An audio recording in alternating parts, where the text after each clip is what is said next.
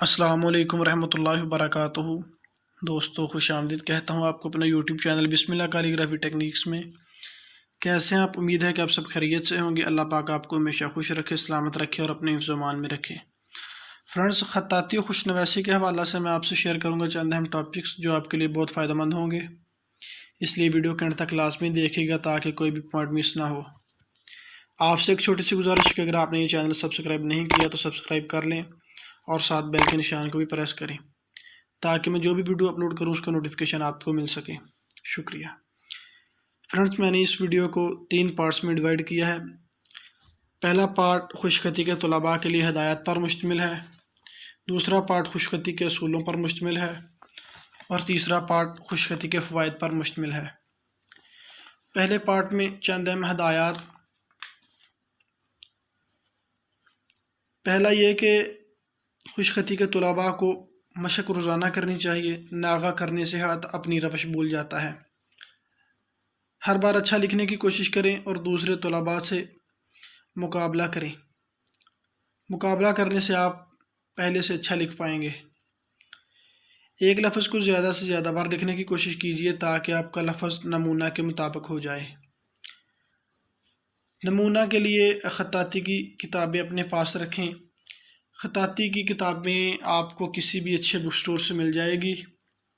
اگر آپ کو PDF کی شکل میں کتابیں چاہیے تو میں نے ڈسکرپشن میں اپنا واٹس ایپ نمبر دے رکھا ہے، آپ اس نمبر پہ رابطہ کر کے مجھ سے کتابیں لے سکتے ہیں۔ اگر آپ سب سے ضروری بات کہ اگر آپ خوشنویس بننا چاہتے ہیں تو بال پوائنٹ کا استعمال چھوڑ دیں، کیونکہ بال پوائنٹ جس کو ہم عموماً پکی پینسل بولتے ہیں وہ آپ کی لکھائی پر برا اثر ڈالتا ہے۔ آپ پین کا یوز کیجئے، قلم استعمال کیجئے اور بال پوائنٹ کو ترک کر دیں، وہ آپ کی لکھائی کو پہلے سے بھی بگاڑ دیتی ہے۔ دوسرا ٹاپک خطاطی کے رہنما اصولوں کے بارے میں۔ خطاطی کے اصولوں میں بنیادی اصول یہ ہے کہ آپ جب بھی، جس وقت بھی اور جو کچھ بھی لکھیں وہ اپنی طرف سے انتہائی خوشخط اور خوب تر لکھنے کی کوشش کریں۔ خطاطی کے لیے اچھا قلم، اچھی انک اور اچھا پیپر ہونا چاہیے۔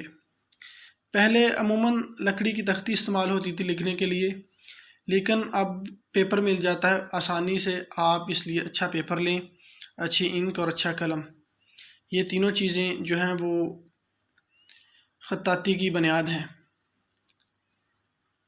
اور ان تینوں چیزوں میں سے اگر کوئی ایک چیز بھی ٹھیک نہ ہو تو آپ اچھا لکھ نہیں سکتے۔ اس لیے کوشش کریں کہ آپ یہ تینوں چیزیں معیاری لیں۔ تیسرا ٹاپک خوش خطی کے حوالہ سے ہے، خوش خطی کے فوائد۔ فرینڈز، انسان کی شخصیت جس طرح اچھے اخلاق سے نکھرتی ہے، اس لیے عمدہ لکھائی آپ کو ہر دل عزیز، باذوق اور نفیس انسان بناتی ہے۔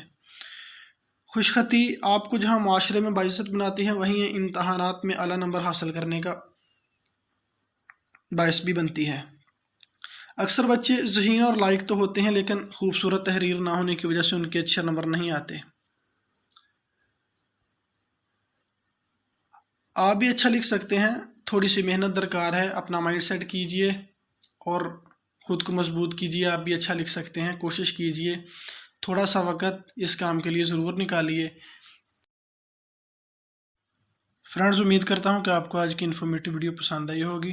اگر پسند آئے تو لائک اور شیئر کرنا نہ بھولیے گا۔ اپنا بہت سارا رکھیے گا خیال۔ ملتے ہیں نیکسٹ ویڈیو میں، تب تک کے لیے اللہ حافظ۔